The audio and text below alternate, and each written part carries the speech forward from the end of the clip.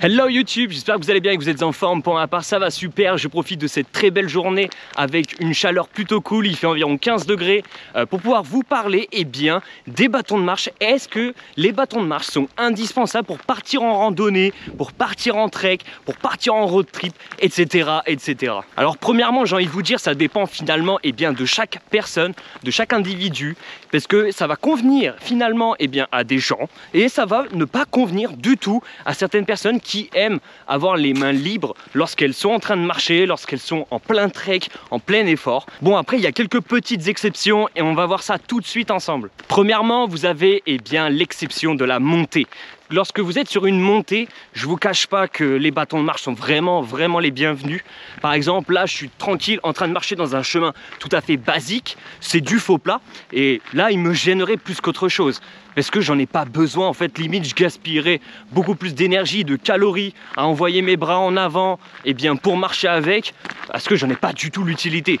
Cependant, lorsque vous commencez à faire des ascensions dans différentes chaînes de montagnes, peu importe où est-ce que vous êtes, Massif Central, les Pyrénées, les Alpes, peu importe, c'est à ce moment-là du coup que ça devient intéressant lorsqu'on va devoir tenir un certain rythme pendant une ascension. Les bâtons sont vraiment cool à ce niveau-là, ils vont être également cool pour se reposer finalement un petit peu dessus pendant notre effort. Cependant, il y a quand même des personnes qui vont pas forcément être d'accord finalement avec ce que je viens de dire précédemment, c'est-à-dire que pendant que vous êtes sur une descente, vous allez vouloir en fait vous rattraper, mais les bâtons vont vous gêner en cas de glissade et malheureusement à ce moment-là vous allez probablement vous faire un peu plus mal. Donc en conclusion sur ce point-là, finalement ça dépend vraiment de chaque individu, de qui nous sommes réellement.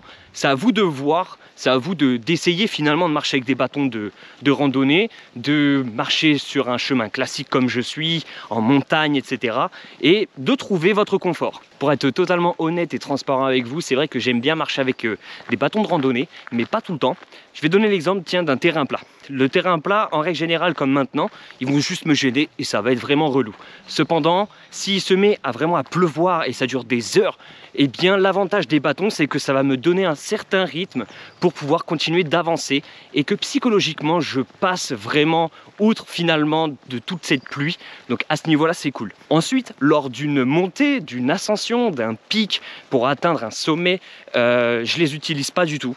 Pour la simple et bonne raison que je me sens beaucoup plus à l'aise, les bras finalement libres, surtout quand il y a des cailloux. Je fais partie finalement de ces personnes qui ont le besoin psychologiquement d'avoir les bras libres au cas où pour pouvoir me rattraper en cas de chute. Donc voilà, vous voyez, finalement ça dépend des circonstances et de chaque individu. Ce n'est pas propre à chaque personne.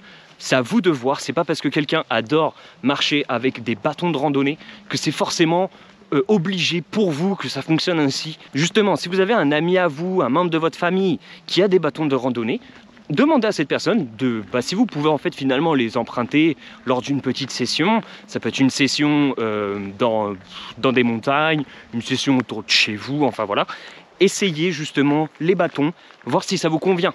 Comme ça au moins vous serez un peu plus fixé et vous n'êtes pas forcément obligé finalement d'acheter des bâtons de randonnée, parce que c'est pas vraiment que ça vaut hyper méga cher. Mais par contre si vous achetez des bâtons de randonnée et que vous vous rendez compte que c'est pas du tout fait pour vous, c'est un investissement un peu pour rien. Vaut mieux garder cet argent et puis acheter un objet qui sera vraiment fait pour vous et non pas des bâtons que soit vous allez jeter, soit que vous allez donner ou soit que vous allez revendre.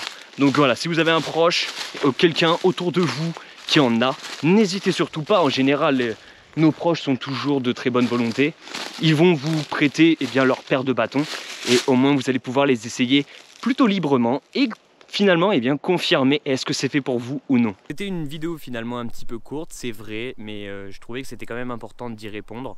C'était une question que j'avais eu l'occasion d'avoir avec quelques personnes et puis du coup je me suis dit pourquoi pas en faire une vidéo YouTube pour répondre à cette question que probablement plusieurs personnes se posent, en espérant en tout cas qu'elle aura pu vous aider. Bien sûr les petits conseils que je vous ai donnés, j'espère qu'ils vous seront utiles également. Je vous remercie d'avoir regardé cette vidéo.